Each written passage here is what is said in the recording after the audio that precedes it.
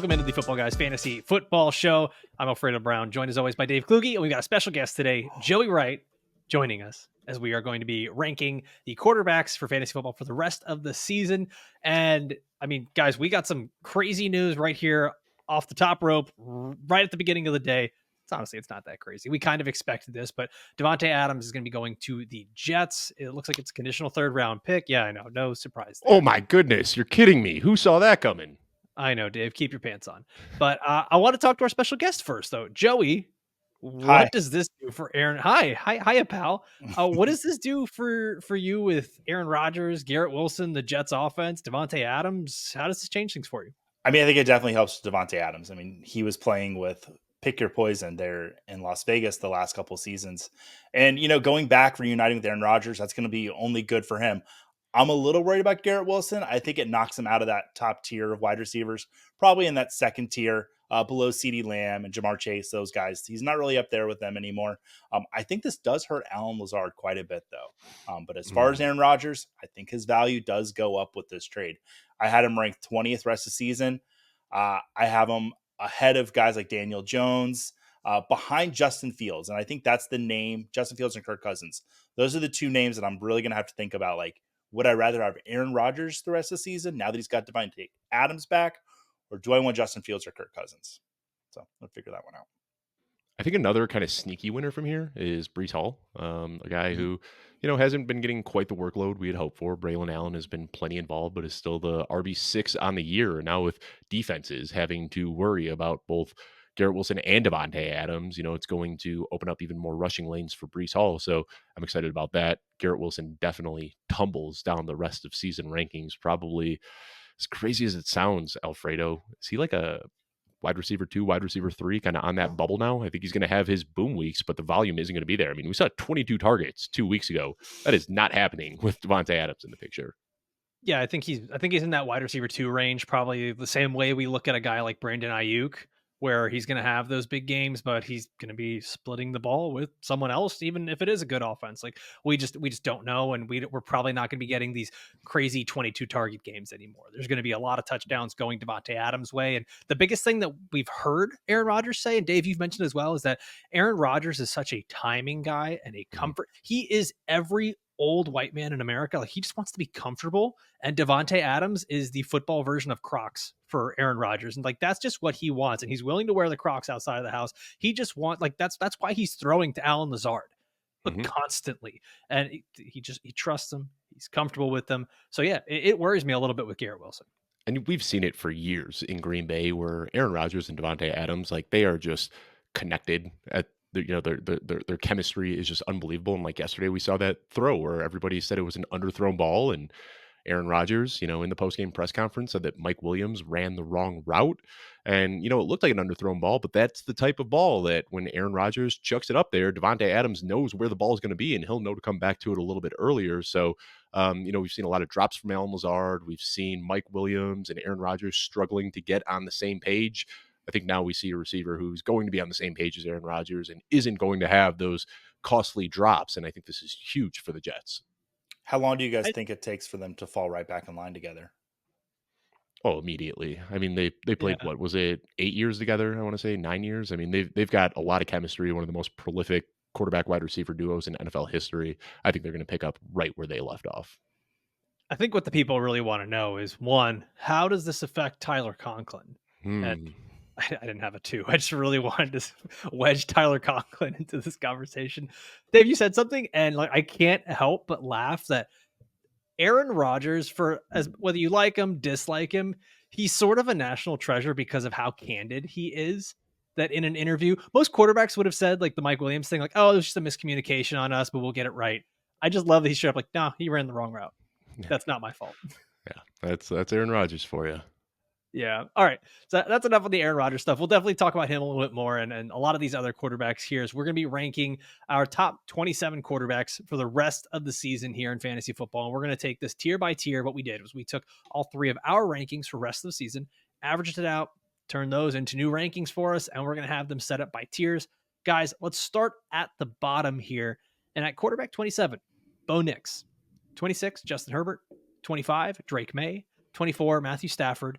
23, Tua Tagovailoa. 22, Trevor Lawrence. 21, Aaron Rodgers. And at 20, Daniel Jones.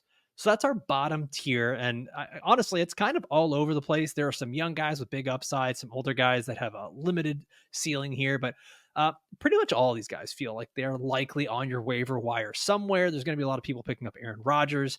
Uh, if you were to pick one of these up, one of these quarterbacks, who's the guy that you think is most likely to surprise us or have a much better second half of the season? Joey, we'll start with you. I mean, it would be Aaron Rodgers now, but before we knew about this news, I still like Trevor Lawrence. I came into the season, I drafted him in a lot of leagues. And one of the big downfalls of his season has been he hasn't had his biggest red zone threat. Evan Ingram has not really been on this field for him this year in Jacksonville. We've seen some shine from Brian Thomas Jr. I do think there are some better days ahead for the Jaguars. I know they've kind of, some of the players have said they've given up. I think once Peterson's out of there, we could see Jacksonville bounce back a little bit. They do have two great playoff matchups against the Raiders and the Titans coming up. And the rest of the schedule is not too daunting. I still do like Trevor Lawrence rest of the season. Dave, what about you? I'm going to take the cop out and one, go with two guys, and two, go with two rookies. You know, the allure of the unknown, as I like to talk about.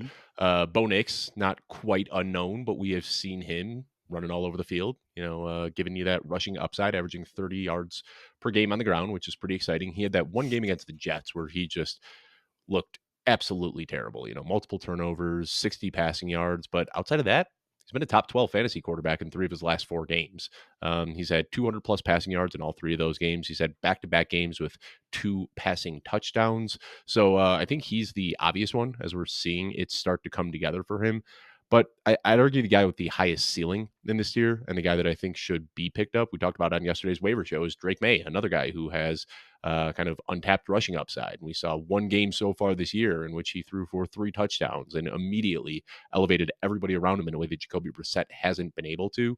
So Drake May, you know, it's only one game so far, but we saw enough in that one game that I think Drake May shouldn't be on waivers anywhere. So it's really tough for me. I have these guys back to back in my rest of season rankings, but Bo Nix and Drake May are both guys that should be picked up and stashed because they can continue to grow from what we've already seen. Yeah, Drake May was going to be the guy that I said as well, just because I think that that rushing upside is so underrated right now. And he's a guy that was actually killing it in college. And we kind of brushed that aside because Jaden Daniels was the quote rushing quarterback coming out. And we're starting to see that these young quarterbacks, like they can make things happen with their legs. Caleb Williams has been doing that, whether it's been extending the play or actually creating rushing opportunities for himself. But Drake May, I mean, he's no slouch, man. 3 touchdowns in his first game, his first start, excuse me, up against the Houston Texans. This was a good defense. So I think, Dave, kind of like what you said, it's the allure of the unknown. That ceiling just feels high. We get to look at all these other players and we kind of know what they are. The only other guy I'll throw out there, but it's obviously concerning because of the health stuff, is Tua Tagovailoa. We've seen a ceiling there where he can be a top 8, top 10 quarterback on a weekly basis, but we just don't know where the health is. And 2 weeks ago, they said he was going to come back right after his IR stint, which we got excited about. And then yesterday, I don't know if you heard, they talked to Mike McDaniel, and it was kind of ominous where he was just like, yeah, you know, we're pretty sure we're going to see him at some point again this season. And it's like, whoa, wait. I thought we were getting him back in week 8. Now it's like pretty sure at some point this season. That's a pretty big swing. So, you know, we've talked a lot about Tyreek Hill and Jalen Waddle and Davante Achan all being buy lows because we expect Tua to be back soon, but it might not be as seamless as him immediately coming back when he can. Joey, it's sort of a loaded question, but with Tua as a topic right now, I'm sure people have been able to put him on IR, but with injuries starting to pile up and pile up and pile, let's say you have one IR spot, is Tua worth keeping on IR? If maybe you have other guys and you're saying, I don't want to be dropping some of these other players just to, you know, keep Tua Tagovailoa on my IR. Is he worth keeping there? I am a huge fan of waiting on quarterback, and I think quarterback is just so deep. And that if you're going to drop a position, I think Tua is droppable at this point. I would have if I need the spot to bring on a running back or wide receiver, I'm not really losing much sleep over dropping Tua at this point. All right, let's go to our next tier here. This is going to be tier 1, 2, 3, 4. And at quarterback 19, we've got Justin Fields. At 18, Kirk Cousins. 17, Sam Darnold. 16, Caleb Williams. 15, Geno Smith. 14, Anthony Richardson. And at 13, Jared Goff. So this group, much like the last one, and this is obviously why they're ranked a little bit lower, we've seen a lot of ups and downs from this group, a lot of inconsistencies, but I mean, we've seen some great weeks and great early season performances from guys like Sam Darnold, Kirk Cousins. Geno Smith is leading the league in passing yards right now. It's just there's there's definitely some major upside with these guys, and this feels like it's the easiest tier to go out and trade for a quarterback because these guys aren't necessarily considered every week starters, but you can find some value here. So, Joey, if you were to go out and buy one of these quarterbacks, let's say low, high, whatever we want to say here for the trade, who are you targeting? I think I might have missed my buy window on Caleb Williams. He has looked dynamite the last 2 weeks. QB1 last week and then QB6 the week before that. He has, in my book, the best trio of wide receivers. I think there's teams got a better duo.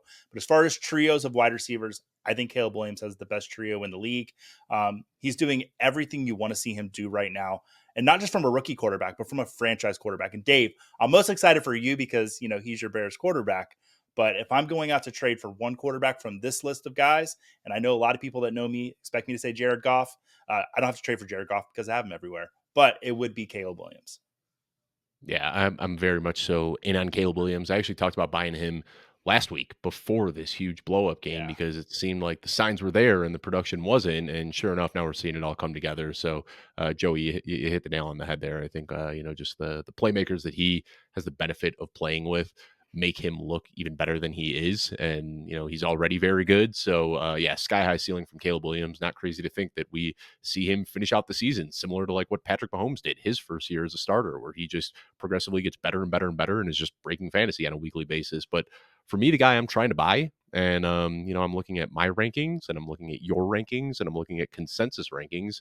And the biggest disparity for me is Anthony Richardson. It seems like people are just willing to write Anthony Richardson off for dead. I still have him inside my top 10 for the rest of the season. And you guys have him quite a bit lower, and rest of season consensus rankings have him lower as well. I mean, this is a guy we saw the ceiling in week 1 when he went for over 30 points and then had a really tough matchup against Chicago where he didn't do well. And then he got hurt. But in that game that he got hurt, he was on pace for another 20 plus point performance.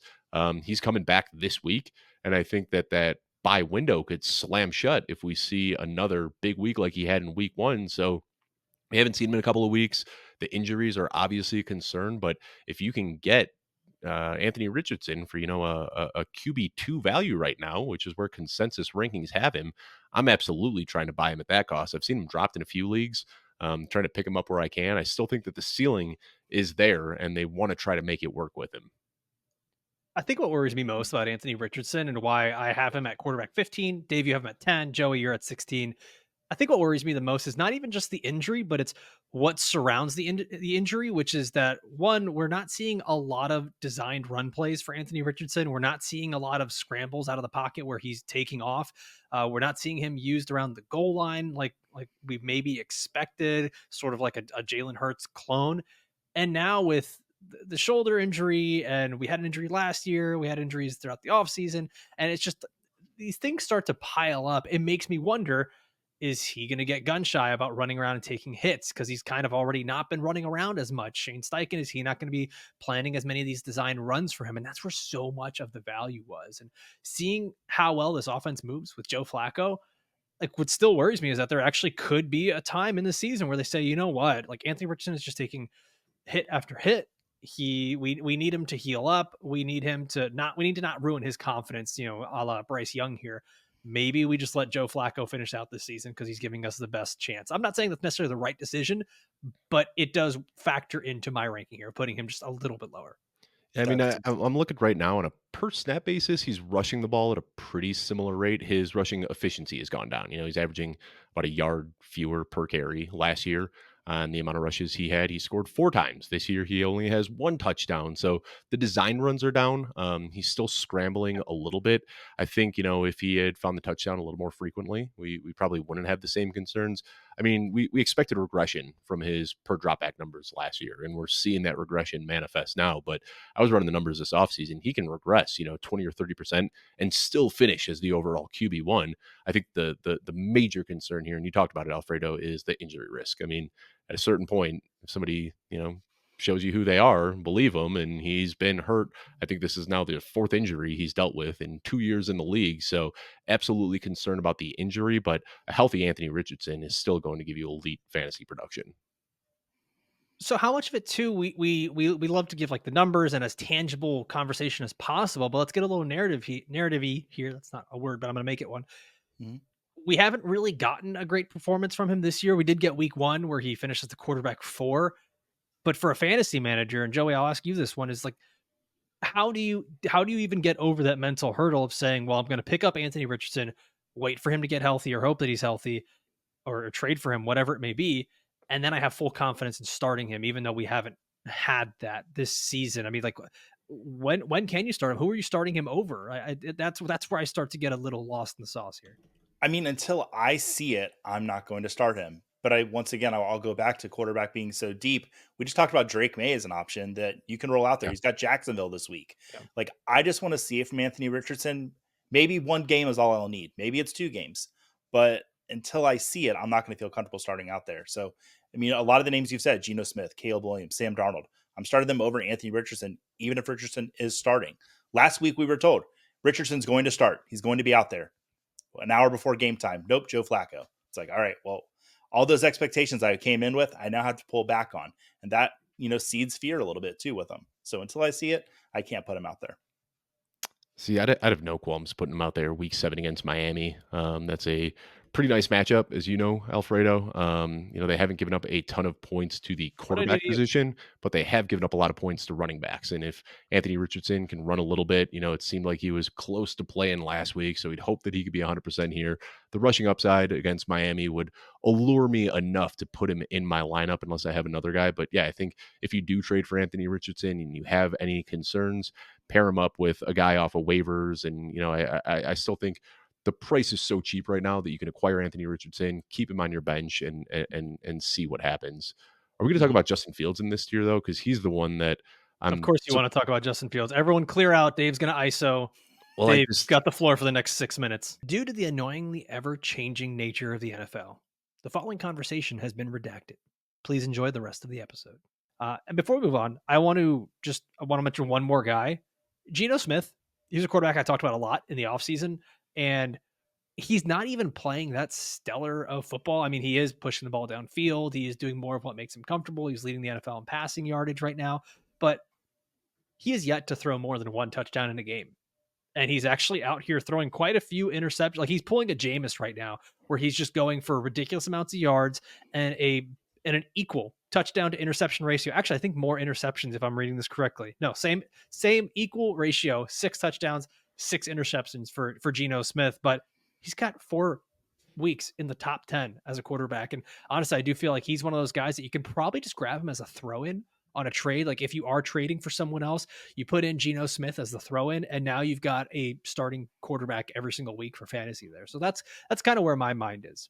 pace of play is a beautiful thing. Seattle's running the Yep. third most pace plays per game. And yeah, I mean 52 Gino, pass attempts last week, I man. know. It's nuts. Geno Smith is the same player he's always been. The same player he's been since he joined Seattle. He makes some great plays. He makes some knucklehead plays. He's got some underrated rushing upside.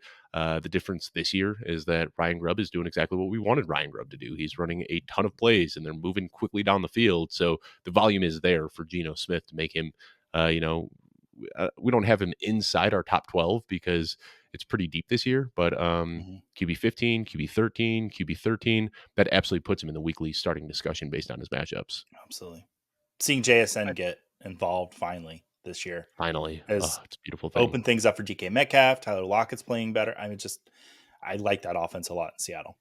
It's fun to watch. Yeah, they've been tons of fun to watch over there. I'm excited. They've got some pretty, I don't want to say good games, but like decent matchups over the next few weeks. Atlanta, Buffalo, the Rams, and then they got a bye week before they go up against San Francisco again. And So something we've that'll always be known is Kenneth Walker can catch passes, Mhm. and they've never really yes. asked him to. And now we finally see it. You know how much Geno Smith can pad his numbers by just checking down to Kenneth Walker and letting him rip off an 80-yard touchdown? I mean, that helps the quarterbacks too. So Kenneth Walker more involved in the passing game, JSN more involved in the passing game, Ryan Grubb making this a faster paced offense. There's a lot of reason to be excited about Geno Smith. Good call this offseason, Alfredo.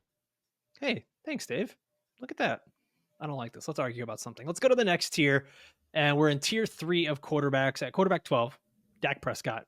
Quarterback 11, Baker Mayfield. At 10, Patrick Mahomes. That's weird to say. 9, Brock Purdy. At 8, CJ Stroud. And 7, Jordan Love. So as we say these names and obviously just ranking them, they're in our top 12.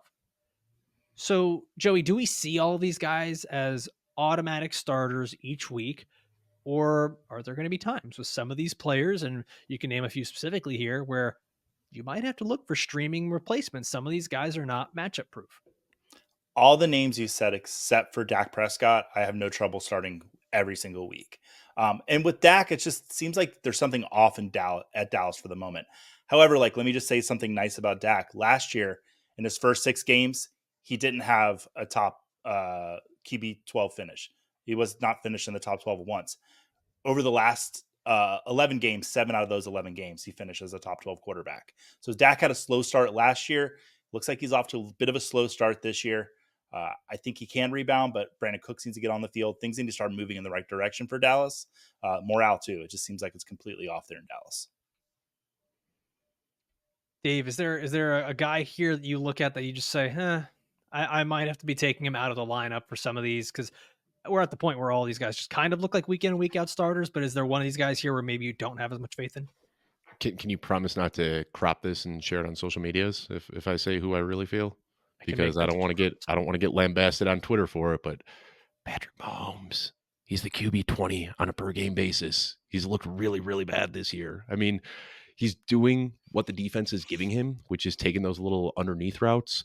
But that doesn't really help all that much in fantasy football. Like when we saw Patrick Mahomes throwing for 5,000 yards and 50 touchdowns, he was ripping the ball deep downfield, and we've just seen this slow, steady decline in his intended air yards per pass attempt over the last few years.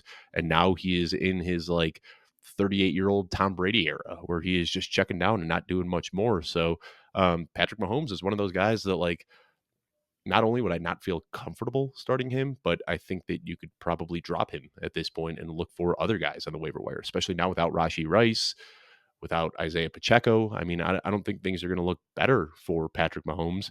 Some of the guys that are outscoring him on a per game basis right now: Derek Carr, Bo Nix, Kirk Cousins, Caleb Williams, Sam Darnold. I mean, it's crazy, but Patrick Mahomes, I just don't know if this offense that he's running right now bodes well for fantasy success. Clip it, edit it, send it. Dave says Bo Nix better than Patrick Mahomes. So, I mean, I was going to say the exact same thing, is that Patrick Mahomes is sort of in this Tom Brady era where not that he doesn't care about stats, because I don't know where that is in the mindset of players, but he's really just doing what he can to win games. And I think that's all that really matters right now. The Chiefs just keep winning games, so it doesn't matter. We're probably not going to get the same sort of Superman type performances from Patrick Mahomes, and I don't know that we necessarily need it.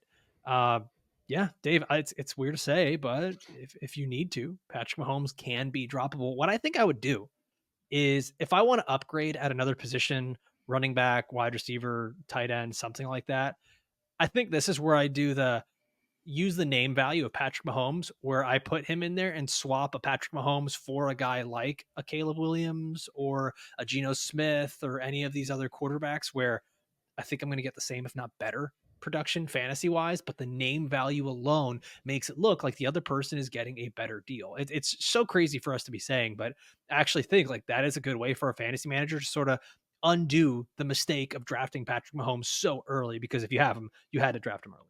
And we don't talk a lot of dynasty here, but Patrick Mahomes has just been like sitting atop dynasty rankings in a tier with Josh Allen for the last few years, and there's been no argument against it really. But you guys start wondering, like, are you still paying up with the 101 for Patrick Mahomes? Like, is he even a top 5 dynasty pick at this point? I mean, he can always change it.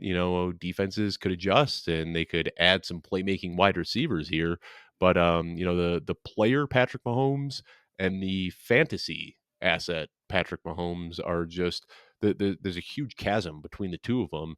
And yeah, I mean, if you can try to trade based on name value, great. And if you can't get a deal, I don't think it's crazy to say in shallower leagues that you just flat out cut Mahomes and look for a different option. Yeah, Dave, you're saying that is Patrick Mahomes a top 5 dynasty quarterback anymore? And I started looking at the list and I'm like, I'd rather have Lamar, rather have Josh Allen, Jaden Daniels, Jalen Hurts, Joe Burrow, Caleb, Jordan Love. Like I just keep going down the Caleb. I keep going down the list. And it's like, is he a top 10 dynasty quarterback? And that's kind yeah, of bold, but is he? Mm-hmm. yeah, it happens quick, man. We all So got one to of the names Uh, one of the names in this tier that I think we see like the biggest differential in rankings, and it's Brock Purdy, who's at our quarterback 9. Dave, you've got him highest at 7. Joey, you've got him at quarterback 11, and I'm just right at quarterback 9. So what I want to know is like, what is it exactly that keeps you guys a little bit further apart? Not that there's a right or wrong, but I want to know like what makes you guys sort of rank this player differently. Joey, you got him at quarterback 11. What sort of keeps him down for you? He's missing one of his best tools. He doesn't have that check down tool right now. The 49ers are not checking down to their running backs. Not having CMC on the field is enough for me to move Purdy outside of my top 10. It's not a small thing. It's kind of a big thing, but it's just that this quarterback group is so loaded that it only takes one little thing for me to be like, that's justification just to move him just a little bit outside. I still like Brock Purdy. He's proved it to me on the field. He's outperforming his draft value every single week. I can't have him inside my top 10 if he doesn't have his best tool on the field rest of the season. Dynasty is a different question, but rest of the season, he's outside my top 10. So my thing with Brock Purdy, Joey, I think that you make a great point. Losing out on his check down option and Christian McCaffrey definitely impedes his ability to score fantasy points. But what he's lost in Christian McCaffrey, he's making up for in rushing upside. This year he's averaging over 21 yards per game on the ground, which is 3 times more than he's averaged previously in his career. And he's playing some of the best football of his career. I was a doubter of Brock Purdy when he came into the league, but he looked better in year 2, and now he's looking even better in year 3. People try to knock him for playing in the Shanahan offense, but one, he takes what's given to him, which is what a lot of quarterbacks have done in this offense. We've seen it from Jimmy Garoppolo. We've seen it from Nick Mullins. But what I like about Brock Purdy is what he can do when the play breaks down. His ability to extend plays, his ability to find open receivers who are just kind of in these scramble drills. And the last thing I'll say about Brock Purdy, he's playing some of the best football of his career, but it hasn't translated to the stat sheet yet. He has the lowest touchdown rate of his career. So I just want to bet on the talent, a guy who's running the ball more than he has in the past, a guy who hasn't thrown touchdowns at the rate he historically has, and think that will average out eventually. So I'm very bullish on Brock Purdy based on what I've seen through the first quarter of this season. Maybe I'm a little too high, but I'm pretty intrigued by the rushing upside we've seen this year. How much of like our ranking and our idea of these guys changes based on recency bias? Because prior to this last week, Brock Purdy had only one game inside the top 12 as a fantasy quarterback. And now he comes out this last week, 3 touchdowns, big time game against the Seattle Seahawks when he finishes the quarterback 6. There could be some good matchups coming up. Kansas City, Dallas, they get a bye week, probably a shootout against Tampa. They get Seattle again, Green Bay. So there's going to be a lot of shootouts back and forth. So the schedule looks good. But I mean, just from and I'm talking about stuff that's non-data related, right? The intangible things, like how much of this just ends up being, hey, we saw him do really well this past week, and that's why we have him ranked so high, because other players who had been playing really well early in the season, Sam Darnold gets one bad game, and then the Vikings are on a bye, and we're like, he's out of the top 16, which, I mean, I get it, it's Sam Darnold, but like we're willing to move guys a lot based on 1 week. Is that just something, Dave, that we need to be willing to do in fantasy and play it week to week, or are we course correcting maybe too much because of the recency bias? If you're asking how much recency bias bleeds into our rest of season tight end rankings, I implore you to go look at last week's tight end episodes when we were talking about Tucker Kraft as a potential top 5 rest of season tight end. So yeah, I mean, we're humans. Recency bias does bleed into what we do, but at the end of the day, Brock Purdy on a per game basis is still the QB 12, and he's done that in games without George Kittle and games without Deebo Samuel, and hasn't had Christian McCaffrey at all this season. Really, I mean, what it comes down to is when I watch Brock Purdy play, he is playing hands down the best football of his career. He looks like a great quarterback. I expect more touchdowns to come. I expect the rushing to remain. Maybe I'm too bullish, but I'm just very in on Brock Purdy for the rest of the season. Is it off to say that Brock Purdy could be the fantasy football playoff superstar? That's when he's going to shine the brightest, when we're expecting CMC to be back on the field. Look at that. No, but look at the schedule. Rams, Dolphins, Lions. Mm-hmm. Sheesh. Pretty nice. Yeah. Pretty nice. Hopefully Christian McCaffrey could be back. I'm still a little concerned that we see him at all this year, but really, man, if you can get Brock Purdy for cheap and then Christian McCaffrey does return, yeah, I mean, we're looking at Brock Purdy doing what he did last year, which is probably giving us a top 5 season. We also said this last time, by the way. We had Baker Mayfield ranked quite a bit lower, and we called him a potential league winner at quarterback. And now Baker Mayfield is in our top 12. And there's Joey has such a big smile right now. He is so Yeah, pants I'm are happy. off at the right house. But like Baker actually could just keep going up and up and up. And looking at the schedule, he's another guy that's got a great schedule down the line. Week 13, Carolina. Week 14, Las Vegas. Week 15, the Chargers. Week 16, Dallas. Week 17, Carolina. So he's got these two quarterbacks, man. Like there's, I know we don't want to look ahead too far and count our chickens too early in fantasy football, but some of these guys, not only will they be really good come playoff time or down that stretch, but they're good right now. And they could be worth a trade, even if you are downgrading somewhere else, just to make sure that you're really good at one of these like single player premium positions. All right, let's go to here. Wait, Joey's not gonna talk about Baker? I You know thought the what? I thought stage he was was set going to. for Joey. I Joey, thought he was Joey, going talk about I Baker. What are we no, I doing mean, here? like, We're not gonna so gloss over Baker without you talking about him. my big apology this year is I told a lot of people, like, with Dave Cannell's going to Carolina, I am worried about Baker Mayfield. Little did I know that Liam Cohen's going to probably leave Tampa Bay next year for a head coaching job, because he has for the Panthers. taken what Dave Canellis did and made it exponentially better. Putting Chris Godwin back in the slot, Baker Mayfield is completing his passes at a higher rate than he's ever completed in his career. 3-to-1 touchdown to interception ratio. He's completing passes with Mike Evans and under pressure. Baker just looks incredible. I'm so happy as a Bucs fan, but as a fantasy manager of Baker Mayfield, I'm even happier. QB2 in points per game and QB2 overall. I don't know how much longer that's going to last, but him finishing as a top 5 quarterback, I do not think is out of the question whatsoever this season. Prior to this year, the most rushing yards per game Baker Mayfield ever had in his career was in 2020 when he averaged 10.3 rushing yards per game. Joey, do you know off the top of your head what he's averaging this year? A million. I don't.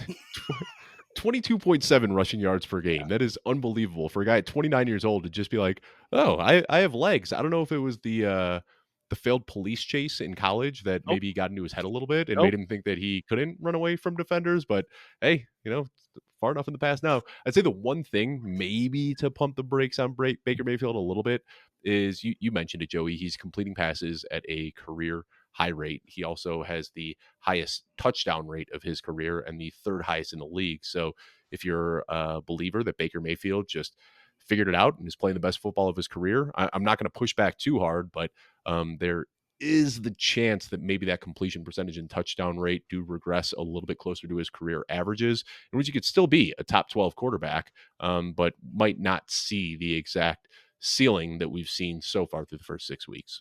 Can I throw an extremely hot take out? Let's hear it. He's the best quarterback the Buccaneers have ever had to this point in their career. Like, I think he's playing better than Brady was the 1 year with Tampa, because Brady's second year in Tampa was just garbage. But so on this show, we have Dave saying Bo Nix is better than Patrick Mahomes, and we have Joey saying that Baker Mayfield is better than Tom Brady. yeah, Alfredo, the bar is set high. Let's see how spicy we can get in this next tier. I didn't want you to be alone in your hot takes, Dave.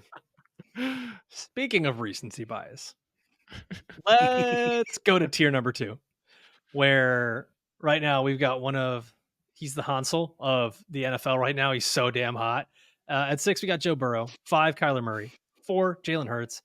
And then Hansel himself, Jaden Daniels, right now, who's probably the leader for Rookie of the Year. He's at quarterback 3 for us. And Jaden Daniels has been phenomenal. It hasn't just been a guy that is doing it from a rushing standpoint, which that's what we kind of all thought. And we said, okay, he can give us pretty solid QB7, QB8, QB10 returns because of the rushing upside. But it looks like all of the passing numbers are working themselves out as well. And even with Cliff Kingsbury's, JV offense, it's working. It's working for Jaden Daniels, and we're seeing something special with him. So trying to put the recency bias aside, Joey, I'll ask this to you because you're still beaming from Baker Mayfield talk. Can Jaden Daniels keep this up? Can he continue to be a top 3, top 2 fantasy quarterback like this? And if so, wouldn't he belong in the top tier with these other superstars in fantasy?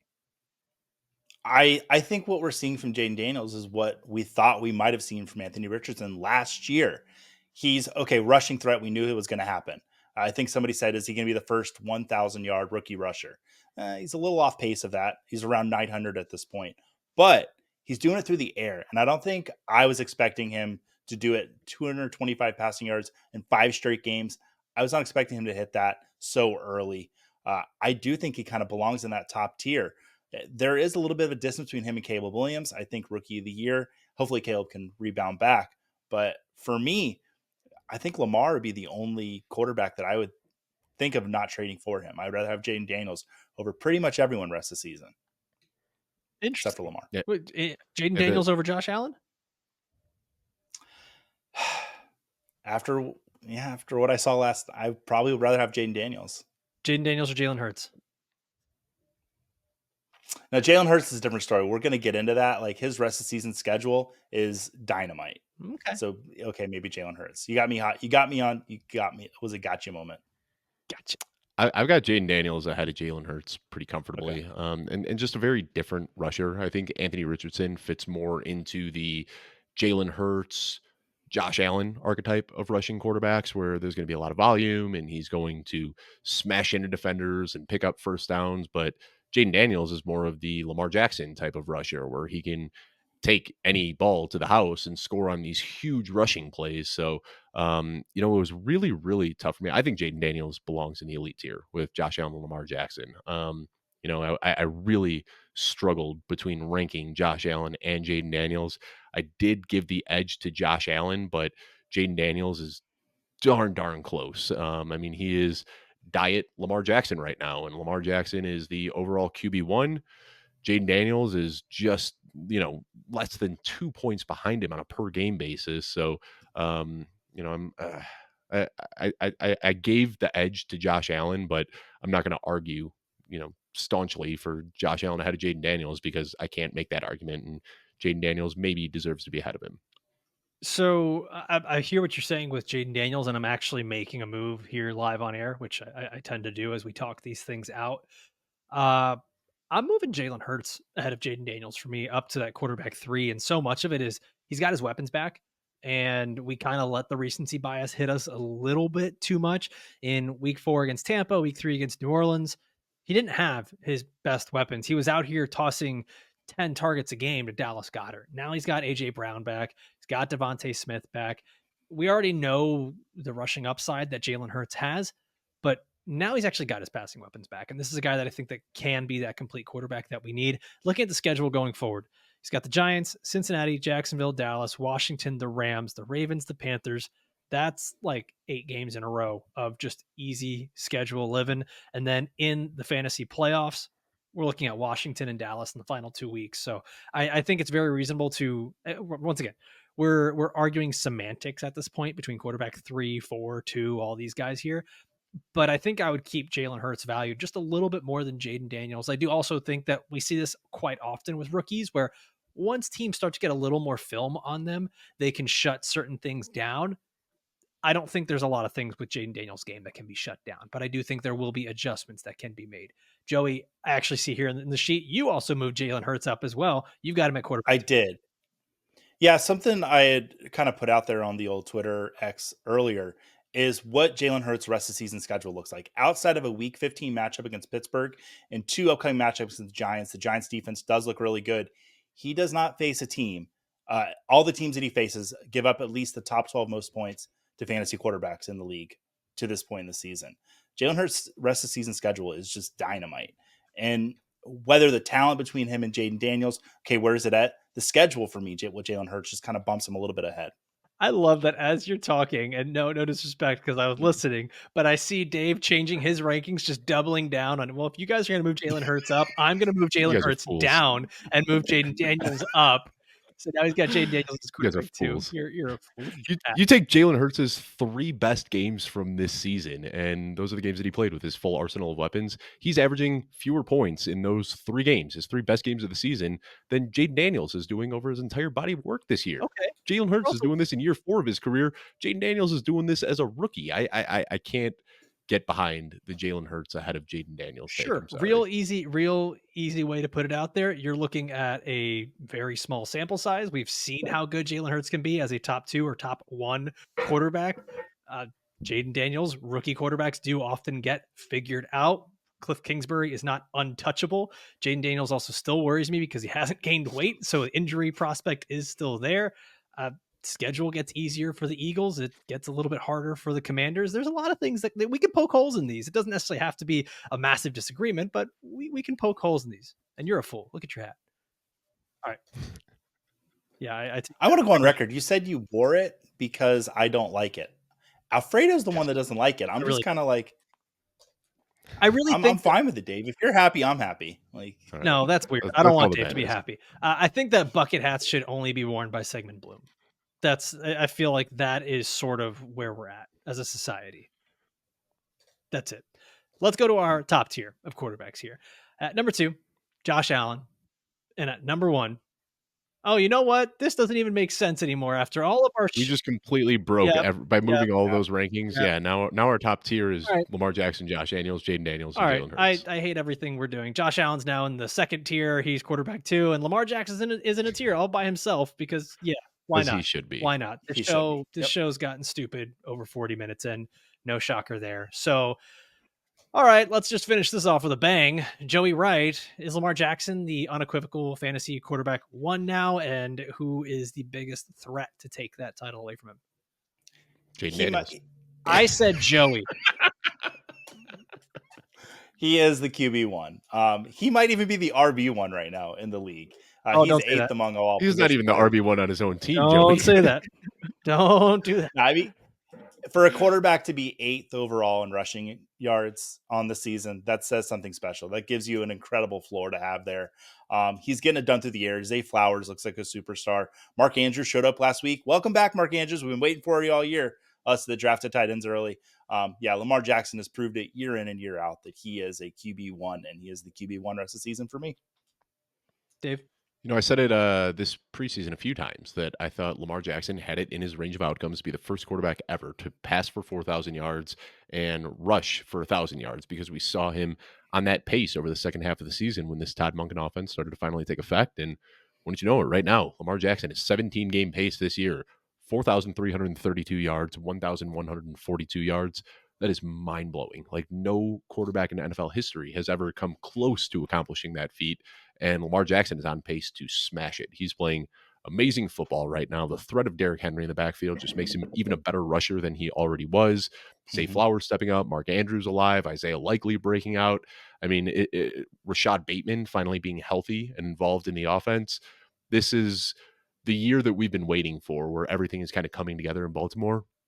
And, a healthy Lamar Jackson, I don't see how he doesn't finish as the overall QB1 this year.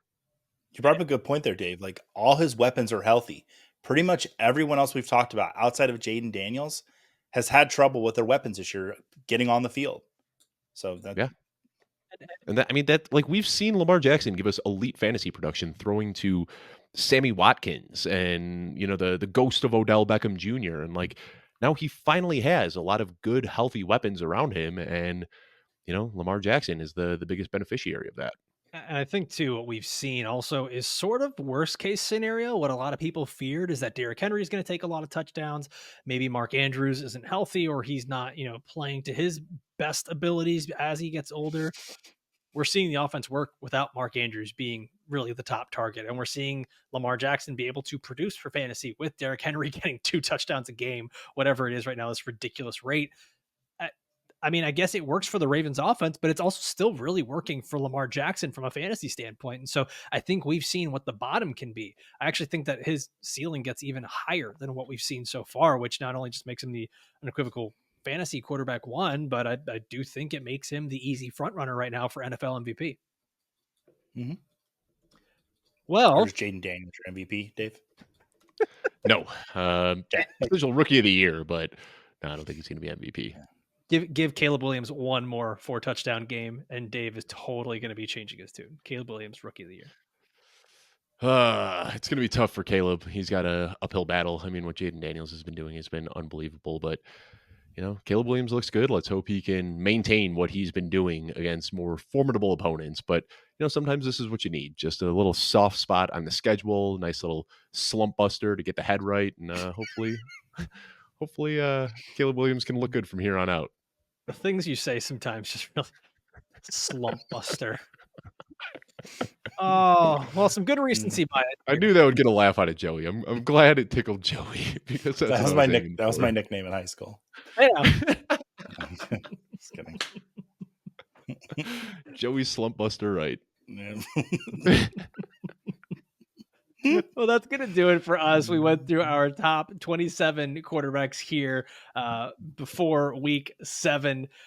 Big thank you to Joey Wright for joining us on this one. And he'll be back again in a couple weeks to go over the tight end rankings with us. And as always, just want to thank everybody for watching and listening all the way through. For myself, Dave, for Joey, we'll see you next time. Adios.